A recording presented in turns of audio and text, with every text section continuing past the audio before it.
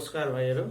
आज हामी क्लास 10 को सिक्वेन्स एन्ड सिरिज पढ्छौं है। यो सिक्वेन्स एन्ड सिरिज पढ्दाखेरि अब यसमा पहिला सिक्वेन्स र सिरिज के हो त भन्दाखेरि हेरि हेरौं थोरै। यो सिक्वेन्स भनेको एउटा पछि अर्को अर्को पछि अर्को एउटा नम्बरहरु कुनै एउटा पार्टिकुलर रुलको अनुसार नियमको अनुसार, जस्तै कि हामी के भनौं भने यहाँनिर यसरी 2 4 6 8 कुनै एउटा पार्टिकुलर रुलको अनुसार हामीले त्यो नम्बरहरुलाई एक पछि अर्को लेख्दै गयौं भने त्यो सेट अफ नम्बरलाई नै हामी के भन्छौं भने सिक्वेन्स भन्छौं। अब सिरिजको कुरा गर्दाखेरि यदि यो नम्बरहरुलाई हामी कमाले सेपरेट गरेका छौं भने दैट इज सिक्वेन्स भइदियो। यही नम्बरहरुलाई यदि हामीले प्लस भन्ने साइनले के गर्यौं भने कनेक्ट गर्दियौं भने त्यसलाई चाहिँ हामी के भन्छौं त सिरिज भन्छौं है। अब यसमा यो सिक्वेन्स भनौं अथवा सिरिजै भनौं, यो दुई किसिमको छ। अहिले हामी 10 क्लास सम्मको लागि दुई किसिमको मात्रै पढौं अब हाम्रो सिलेबसको अनुसार। त्यो भनेको के छ त भन्दाखेरि अरिथमेटिक सिक्वेन्स,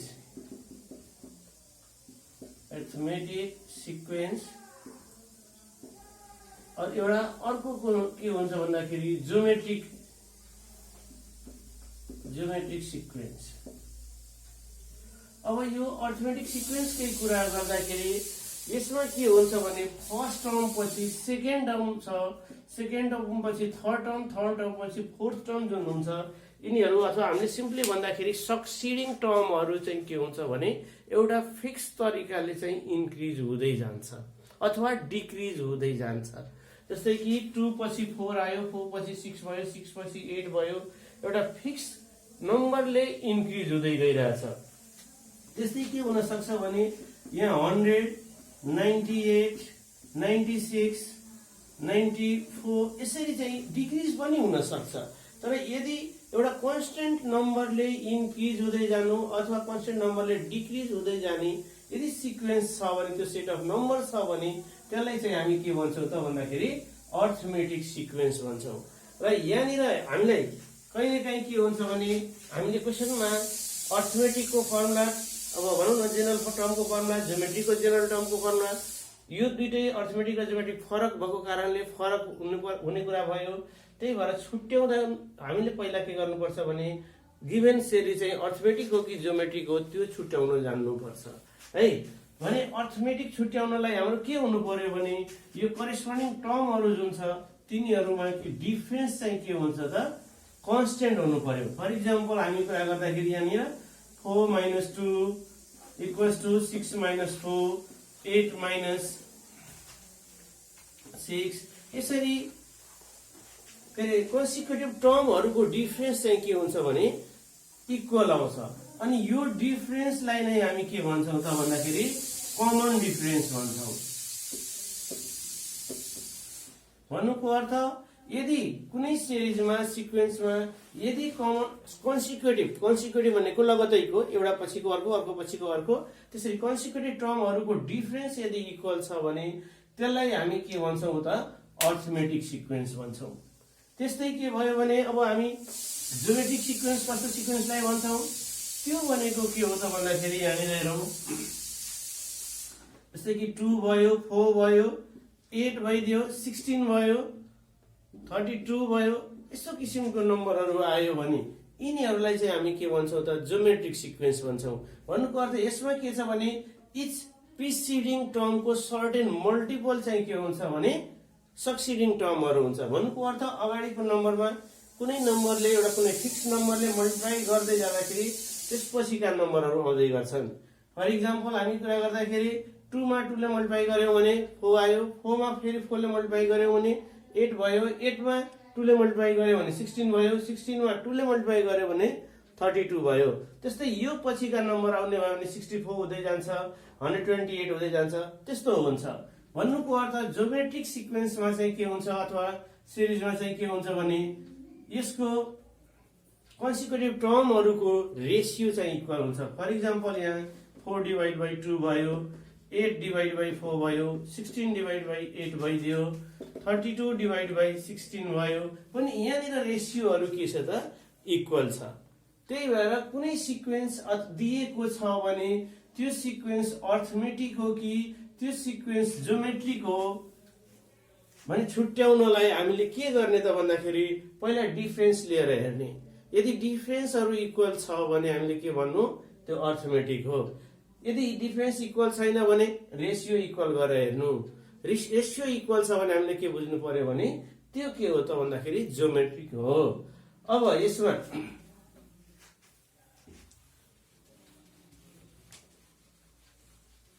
यो अर्थमेटिक सिक्वेन्सको लागि हामी पहिला जेनरल टर्मका कुराहरू गरौँ। भनेको जेनरल टर्म भनेको फर्स्ट टर्मलाई हामी T1 ले डिनोट गर्यौं। यो मानौ कि एकछिनको लागि A हो। सेकेन्ड टर्म भनेको हाम्रो पक्कै पनि के हुन्छ भने कमन डिफरेन्स D छ भने A प्लस D भइदिन्छ। त्यस्तै थर्ड टर्म भनेको के हुन्छ भने A प्लस, हेरौँ त यसमा D जोडेर सेकेन्ड आयो, फेरि यसमा AD मा पनि D जोड्यो भने के भइदियो त A प्लस 2D भइदियो, थर्ड टर्म आयो। त्यस्तै यसमा 44 यदि हामीलाई चाहियो भने के हुन्छ, A प्लस 2D मा फेरि D जोडिदिउँ भने कति आयो त A प्लस 3D आउँछ। हो त्यस्तै गर्दै जाँदाखेरि हामीलाई यदि Tn चाहिएको छ भने Tn यहाँ हेरौँ त एकचोटि, यहाँ 4 छ भने A आएको छ, D आएको छ। हो त्यस्तै के भयो भने एक्चुअली हामीले यो 4 लाई के गर्न सक्छौँ भने A plus 4 minus 1 into D लेख्न सकिन्छ। यो 2D लाई के गर्न सक्छौँ भने A plus 3 minus 1 into D पनि लेख्न सकिन्छ। हो त्यही भएर एउटा जेनरल टर्म यसमा हेर्दाखेरि हाम्रो के हुन्छ भने A Tn चाहिएको हो भने यो A plus n minus 1 into D भइदिन्छ। भने एउटा कुरा हामीले अब सम्झिनु पर्ने कुरा के भयो त भने Tn is equals to A plus n minus 1 into D भइदियो। अब यसलाई हामी एउटा फर्मुलाको रूपमा लेखौं।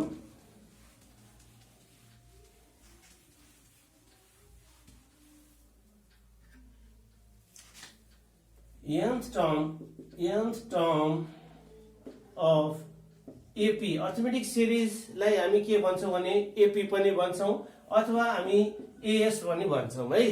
भने यसमा nth टर्म अफ AP भनेको के हुन्छ भने हाम्रो Tn इज इक्वल्स टु, यहाँ हेरौं के आयो त A plus n minus 1 into D भनेको A plus n minus 1 into D। यो फर्मुला चाहिँ हामीले सम्झिनु पर्यो। यो फर्मुला यदि हामीले सम्झेका छौं भने कुनै पनि सिक्वेन्सको जुन टर्म हामीलाई चाहिन्छ त्यो टर्म हामी सजिलै खोज्न सक्छौं। र भाइहरुले पनि के गर भने यो एउटा फर्मुलाको रूपमा यसलाई लेखिराख। अब यसलाई लेख्दाखेरि हामी के भनौं यहाँनिर भन्दाखेरि वेयर A भनेको के हो त फर्स्ट टर्म हो है। फर्स्ट टर्मलाई A ले डिनोट गर्यौं। n भनेको के हो नम्बर अफ टर्म, त्यहाँ कुन टर्म चाहिँ हामी खोज्दै छौं, n भनेको नम्बर अफ टर्म भइदियो। D भनेको के हो त कमन डिफरेन्स भन्छौं, यहाँ कमन डिफरेन्स है। कमन डिफरेन्स भनेको हामी सिम्पली खोज्दाखेरि T2 minus T1 equals to T3 minus T2 equals to T4 minus T3, यसरी हामीले कन्सिक्युटिभ टर्महरुको डिफरेन्स लिएर खोज्न सक्छौं है। यसरी यो भनेको हाम्रो के भयो त general term of arithmetic series भयो अथवा अर्थमेटिक सिक्वेन्स भयो। खासमा त्यो सिक्वेन्स र सिरिजमा केही फरक हुँदैन, जस्ट सिक्वेन्समा कमाले सेपरेट गरेको हुन्छ, सिरिजमा त्यो टर्महरुलाई कन्सिक्युटिभ टर्महरुलाई केले कनेक्ट गरेको हुन्छ भने प्लस साइनले कनेक्ट गरेको हुन्छ है। अब हामी एक्जाम्पलको लागि एउटा क्वेशन लियौं। अब यही क्वेशन हामी गर्दाखेरि के भयो भने यहाँ how many terms are there in the series, यो एउटा हामीलाई सिरिज दिएको छ। त्यो सिरिज के छ भने 3 प्लस 7 प्लस 11 प्लस डट गर्दै गएर 39 दिएको छ। भनेको first term of the series भनेको के दिएको छ त भन्दाखेरि 3 दियो। लास्ट टर्म भनेर हामीलाई कति दियो त 39 दिएको छ। यहाँ कन्सिक्युटिभ टर्महरु 7 र 11 पनि दिएको छ है। अब यसमा यो अघिको आइडिया हामी युज गरेर यो सिरिजमा कतिवटा टर्म छ त्यो खोज्न सक्छौं, अथवा यो सिरिजको कुनै एउटा टर्म हामीले खोज भनेको छ, जस्तै कि 5th term 7th term 100 term 105th term त्यस्तो भनेको छ भने हामी सजिलै यसबाट खोज्न सक्छौं है। अब त्यसको लागि चाहिँ हामी के गरौं एउटा हेरौं। अहिले यही क्वेशन सल्भ गर्दाखेरि सोलुसनको रूपमा हामीले के लेख्नु पर्यो, यहाँनिर फर्स्ट टर्म फर्स्ट टर्म हाम्रो ए भनेको कति छ त 3 छ है। अनि कमन डिफरेन्स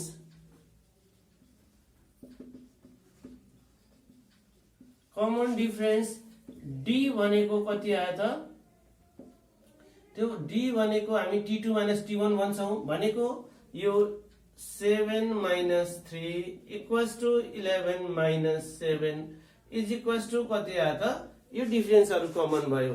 त्यही भएर यहाँनिर हामीले कमन डिफरेन्स हेर्यौं है। डिफरेन्सहरु पहिला हेर्ने कमन आउँछ कि आउँदैन। यदि डिफरेन्सहरु कमन छ भने यो के भयो त, अर्थमेटिक सिरिज हो भनेर कुरा भयो। अर्थमेटिक सिरिज हो भने यसको अर्थमेटिक सिरिजको टिएन को फर्मुला युज गर्न सक्छौं। हो त्यही भएर यहाँनिर हामीले फर्स्ट टर्म 3 भयो, कमन डिफरेन्स कति भइदियो त, हाम्रो यो 4 भयो। अब लास्ट टर्म भनेर हामी लास्ट टर्म त्यसलाई अथवा nth टर्म भनौं, यसलाई लास्ट टर्म अथवा सिम्पली भन्दाखेरि nth टर्म पनि भन्न सक्छौं। त्यो tn भनेर हामीलाई कति दिएको छ भने 39 दिएको छ। अनि वी हैव, हामी के लेख्न सक्छौं भने we have tn = a + n - 1 * d भइदियो। अब यहाँनिर कुन कुन भ्यालुहरु दिएको छ त्यो राख्दै जाउँ। भन्नुको अर्थ tn दिएको छ, tn कति आयो त 39 आयो, इक्वल्स टु फर्स्ट टर्म दिएको छ, फर्स्ट टर्म भनेको 3 भइदियो, प्लस n दिएको छैन, n नै लेखौं, -1 यतिकै लेखौं, d भनेर दिएको छ, त्यसलाई हामी कति लेख्दियौ भने 4 भइदियो। अब यसलाई हामी सिम्प्लिफाई गर्नतिर लागौं, और यसलाई हामी सिम्प्लिफाई गर्दा कति आयो त हेरौं त, यो n - 1 * 4 इक्वल्स टु यहाँ कति आयो त 39, यो 3 उता गयो -3 भइदियो है। अब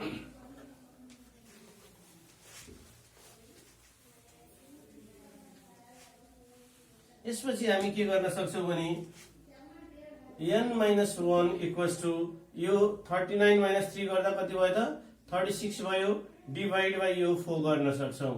और हाम्रो कति आउने भयो भने n इक्वल्स टु यहाँ 9 + 1 भनेको कति भयो त 10 टर्म भयो।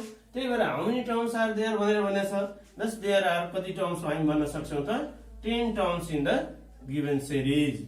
हामी लेख्न सक्छौं दस there are 10 terms in the given series है। यसरी हामीले के गर्न सक्छौं भने यो अर्थमेटिक सिक्वेन्सका क्वेशनहरुलाई सल्भ गर्न सक्छौं। अब यसैमा मानौं कि हामीले क्वेशन यस्तो सोधेको रहेछ, फाइन्ड द, अब यसले यसो एकचोटी गर्यौं, यही क्वेशनलाई हामीले मोडिफाई गरेर के गर्दियौं भने find the 100th term of the given series भन्ने।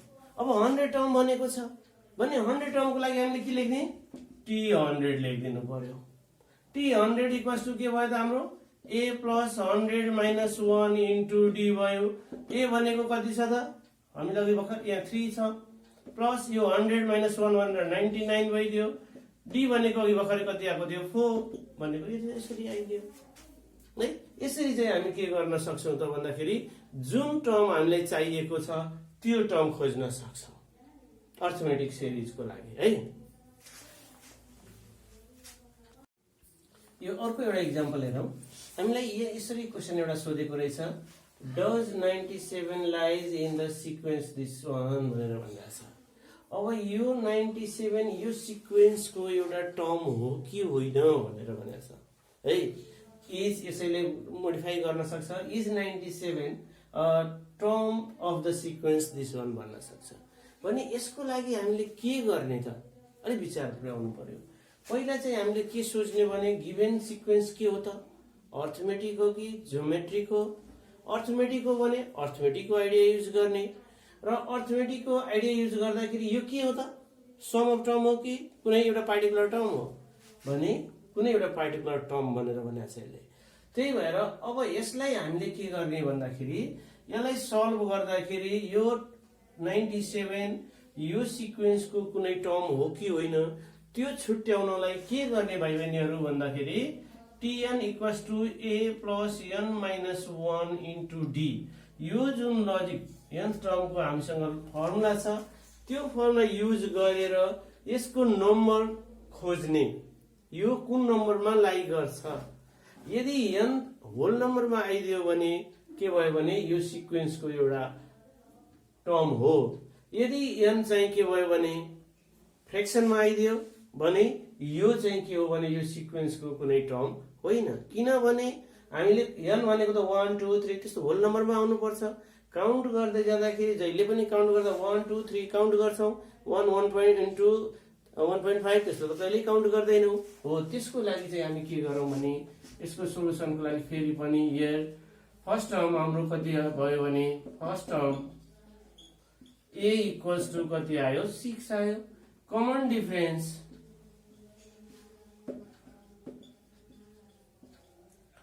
d भनेको कति आयो त भन्दाखेरि 11 minus 6 is equals to 16 minus 11 is equals to कति आयो त 5 आयो है हो। त्यस्तै अब के गर्ने यसमा nth टर्म, यसलाई हामी के गर्ने भने nth टर्म सपोज गरिदिने। nth term tn is equals to कति भयो भने 97 भइदियो। अब वी हेभ यो फर्मुला लेखौं tn equals to a plus n minus 1 into d है। और tn भनेको ठाउँमा कति भयो त 97, tn भनेको a plus n minus 1 into d रहेछ। अब यहाँनिर यिनीहरूको भ्यालुहरू रिप्लेस गरौँ। यिनीहरूको भ्यालुहरू रिप्लेस गर्दा कति कति आउँदो रहेछ हेरौँ त भने tn भनेको हाम्रो 97 रहेछ इज इक्वल्स टु a भनेको कति रहेछ भने 6 थियो प्लस अनि n भनेको ठाउँमा n नै हो माइनस 1 इन्टु d भनेको ठाउँमा हामीसँग कति भयो त 5 हुने भयो। अब यसबाट हामी सिम्प्लिफाई गरौँ। त्यो भनेको n minus 1 into 5 is equals to 97 minus 6 भइदियो है। अब यो भनेको कति भयो त 92 भयो और n minus 1 into 5 is equals to 92 भयो और n minus 1 is equals to के भयो भने 92 डिवाइड बाई 5 भइदियो। अब यसलाई हामी के गरौँ भने 92 लाई 5 ले डिवाइड गरेर 92 डिवाइड बाई 5 भनेको 5 1 4 भयो 2 भयो 5 अनि 5 8 भयो हैन। भनेको यहाँनिर हामीलाई कति आयो त भन्दाखेरि 40 भयो अनि फेरि 2 आयो पोइन्ट कति भयो भने 4 भयो। भनेपछि यहाँनिर कति आयो त भन्दाखेरि 18.4 और n माइनस 1 भनेको 18.4 भयो और n भनेको हाम्रो कति आयो त भन्दाखेरि यो 18.4 प्लस 1 भनेको 19.4 आयो which is not a whole number, which is not a natural number।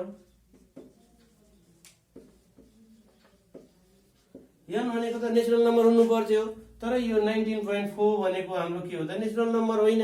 Hence हामी के भन्न सक्छौं भन्दाखेरि माथिमै लेख्दियौ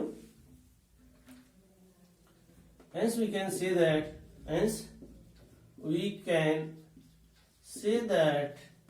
97 is not a term of the given sequence, or we can say that 97 does not lie in the given sequence है। यदि यो चाहिँ whole number आइदिएको भए हामी के भन्थ्यौं 97 lies in the given sequence। Okay, thank you.